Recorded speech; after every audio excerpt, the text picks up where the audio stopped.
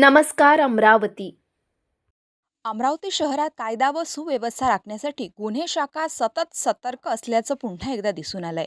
गुप्त माहितीच्या आधारे गुन्हे शाखेचे पोलीस निरीक्षक संदीप चव्हाण यांच्या पथकाने मार्डी मार्गावर धडक कारवाई करत एका तरुणाला ताब्यात घेतलाय। ही कारवाई राजुरा नाका परिसरामध्ये एका पांठेल्याजवळ करण्यात आली आहे।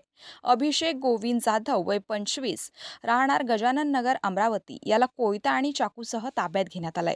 पोलिसांनी त्याच्याकडून एक कोयता, चाकू आणि दुचाकी असा एकूण सुमारे 42,000 रुपयांचा मुद्देमाल जप्त करण्यात आला आहे। या प्रकरणी आरोपी विरुद्ध फ्रेजरपुरा पोलीस ठाण्यात आर्म ॲक्टच्या कलम 425 अन्वये गुन्हा दाखल करण्यात आला आहे।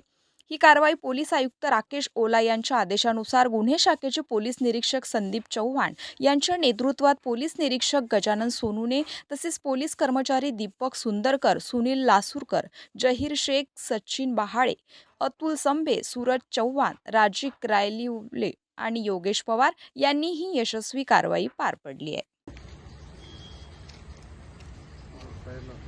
वर बाहेर गावात दिसला पाहिजे तू।